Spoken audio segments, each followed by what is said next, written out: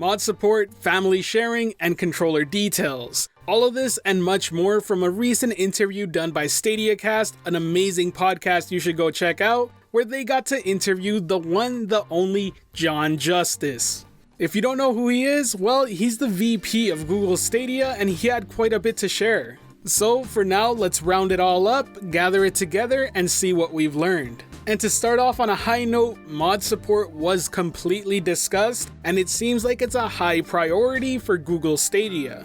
Clearly, mod support is something very important to gamers, and frankly, it opens up so many possibilities with games.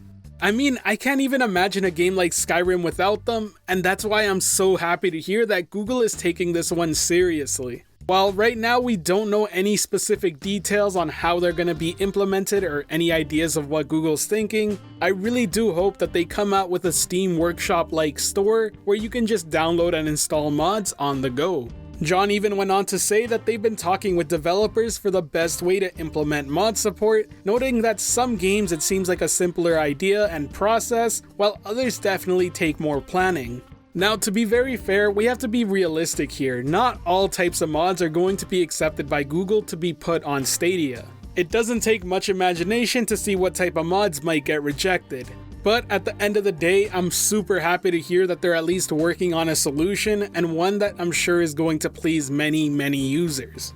Next up, let's discuss what John Justice had to say about streaming. And if you're not aware, streaming is going to play a major role when it comes to Google Stadia. During the interview, John Justice suggested that anyone who has a professional stream setup, we're talking mics, green screen camera, that you should continue to use your current solutions, but eventually Google seems to want to implement a way for streamers to send over their current OBS overlay over to Google, and then Google will overlay it on top of the video, and that Stadia instance will stream it to YouTube.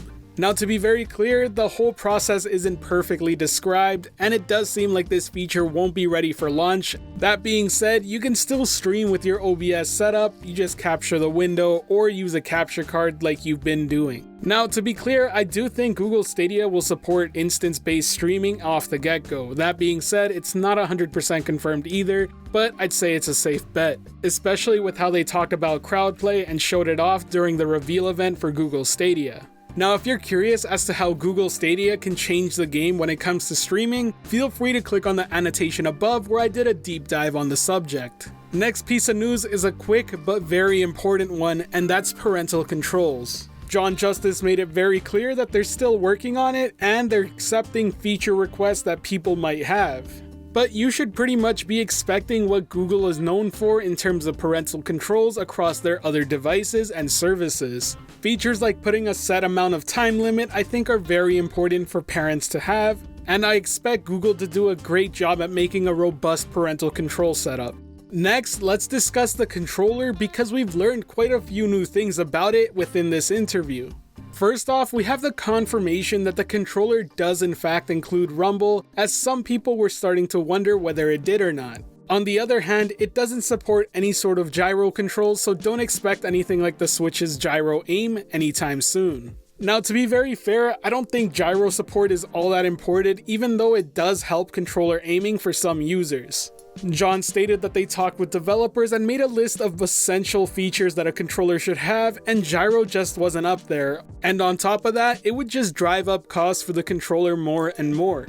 And Google really wants to have a low barrier of entry when it comes to Stadia. The controller definitely doesn't have any paddles as well, which is also part of the same reasoning. That being said, he made it clear that if you want a controller with paddles, any HID compliant device will work with Google Stadia, so yes, you can use your Xbox Elite controllers on Stadia.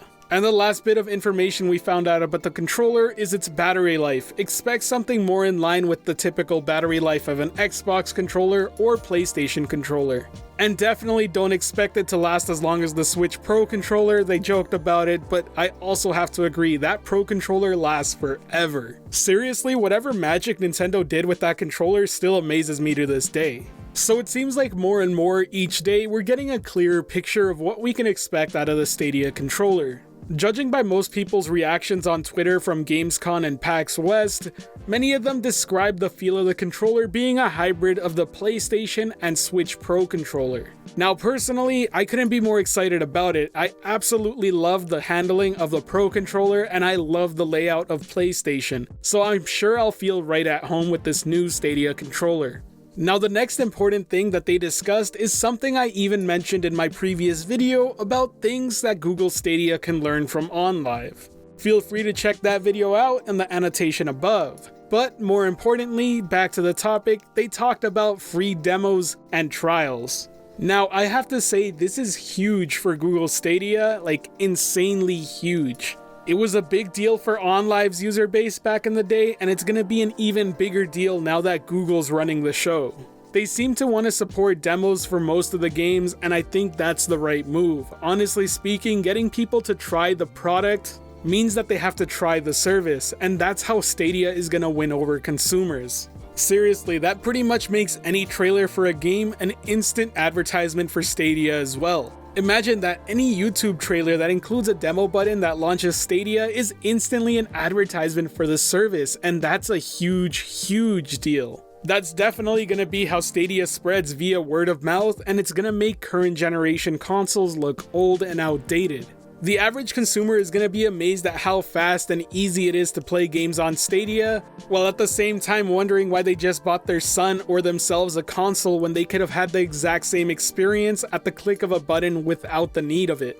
The funniest part about it is that Stadia is going to become successful due to its advertising capabilities more than anything. The funny part is that it's coming from Google, a company well known for their strength in advertising. Anyways, next topic, they talked about crossplay support. John Justice made it very clear that crossplay support is a huge deal and that Google Stadia will be backing it wherever possible. He also made a quick remark that not everyone is playing nice when it comes to crossplay support. And judging by who that is, it's more than likely Sony. Cause let's be honest here, Sony's the only company that's really been opposing it in a big way. Now to be very fair, Sony's the company that has the most to lose from adding that sort of feature into the PlayStation. On the other hand, Google has the most to gain because having a bigger player pool is going to be one of the struggles that Stadia faces off the start. Either way, I'm really happy to see that Google is backing it as much as it can, as I do really feel that crossplay support should be a standardized feature among all consoles and PCs. If anything, Fortnite and Modern Warfare are great examples of how it should be done. Controller users with controller users who party up with keyboard users get a mix of both. It's a simple solution that allows everyone to play with who they want to play with, and I think that's all that matters there. Another similar feature that was discussed is save file transfer. Basically, this would allow you to transfer your game console save files or PC save file over to Stadia. John stated that while they do want to support this sort of feature, that they have to be careful because this can enable people to hack and cheat through save files, which is a very common thing among consoles and PCs. For example, games like Borderlands kinda took the whole loot aspect out when people started sharing around save files and trading duplicates of very broken guns. It makes me very happy to know that Google is aware of that issue and that they're trying to figure out a good solution to solve it. Now, one of the best ways to solve it is probably server-side file transfer, just like Destiny is performing on Google Stadia already. In that case, the developer stores the save file and is in control of transferring it back and forth. I seriously can't wait to continue my Destiny journey on Stadia, as I am primarily a PC player. Now the last feature is another huge deal, and that's family sharing. We still have no clue after this interview of how it's gonna work, but we do know that it's now releasing in early 2020. Now family sharing could potentially be a killer feature for Google Stadia. Every console so far seems to handle this feature very differently, and I'm super curious to see what path Google chooses. For example, PlayStation allows 2 users to play one copy of a downloaded game through the PlayStation Store. As long as one of the users is considered a primary account holder, then the other player can play at the exact same time with that user. I personally hope that that's an example that Google's looking at and is willing to implement into Google Stadia themselves, but I wouldn't blame them if they choose not to. For a more Google-related example, we can look at the Play Store, which does have family sharing. in which case it allows you to share your apps and purchases with up to 6 family members, but something tells me Stadia is not going to support that many users, but it would be extremely amazing if somehow they pulled it off. Anyways, that pretty much sums up today's video and all of the news we learned from that interview. And I really gotta give it to Google for going out of their way to do this podcast interview, as it really is amazing to see that somebody like the VP of Google Stadia went out of his way to answer the community's questions. So that's awesome, and I really hope to see more of it in the future.